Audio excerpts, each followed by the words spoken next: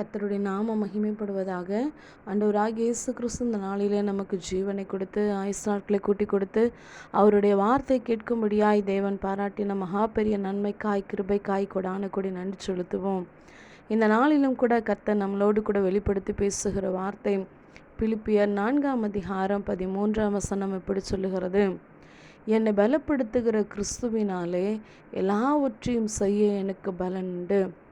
என் அன்பு சகோதரனே சகோதரிய, இந்த நாளில் இந்த சத்தத்தை கேட்டுக்கொண்டிருக்கிற இந்த வார்த்தையை விசுவாசிக்கிற ஒவ்வொருவரையும் பார்த்து கர்த்தர் சொல்லுகிற காரியம், நான் உன்னை பலப்படுத்துவேன், நான் உன்னை பலப்படுத்துவேன் என்று சொல்லி கர்த்தர் இந்த நாளில் வாக்குத்தத்தத்தை கொடுக்கிறதை பார்க்கிறோம். என்னை பலப்படுத்துகிற கிறிஸ்துவினாலே எல்லாவற்றையும் செய்ய எனக்கு பலன் உண்டு என்று சொல்லி அப்போஸ்தலனாகிய பவுல் சொல்லுகிறதை பார்க்கிறோம். இந்த வேலையிலும் கூட ஒரு வேளை பலவீனத்தோடு கூட இந்த சத்தத்தை கேட்டுக்கொண்டு இருக்கலாம், பலனற்று போய் இந்த சத்தத்தை கேட்டுக்கொண்டு இருக்கலாம். கர்த்தர் இந்த நாளில் இந்த வார்த்தையை விசுவாசிக்கிறவர்களுக்கு, பலனற்று போனவர்களுக்கு அவர் பலத்தை கொடுக்கிறவராக இருக்கிறார். அவர் சத்துவம் இல்லாதவனுக்கு அவர் சத்துவத்தை பெருக பண்ணுகிறவராக இருக்கிறார். கர்த்தருக்கு காத்திருக்கிறவர்களுக்கோ அவர் புது பலனை கொடுக்கிறார் என்று சொல்லி பார்க்கிறோம். என் அன்பு சகோதரனே சகோதரியா, இந்த நாளிலும் கூட கர்த்தர் புது பலனை கொடுக்க அவர் வல்லவராக இருக்கிறார், பலப்படுத்துகிறவராக இருக்கிறார். அந்த கர்த்தர் கொடுக்கிற பலன் எல்லாவற்றையும் செய்ய அது பலனுள்ளதாக இருக்கிறது.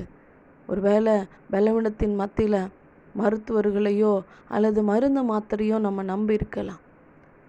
அது தற்காலிகமான ஒரு பலன் கொடுக்கறதா இருக்கும்.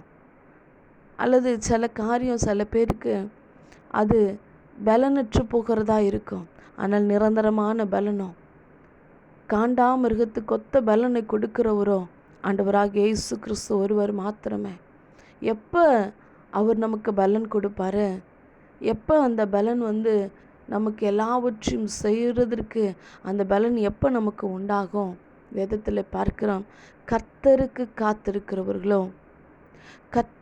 காத்திருக்கிறவர்களோ புது பலன் அடைவார்கள் என்று சொல்லி பார்க்கிறோம்.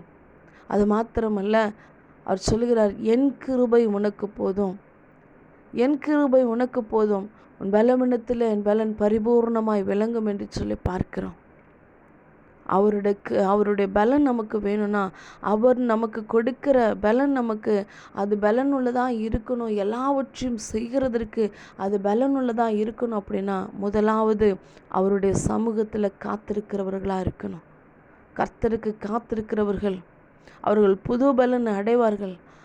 அந்த பலன் எப்படி இருக்குன்னா, கழுகுகளைப் போல சட்டைகளை விரித்து அது உயர எழும்பக்கூடிய பலனாக இருக்கும். அது உயர எழும்பக்கூடிய பலன், அது மகா பெரிய பலன்.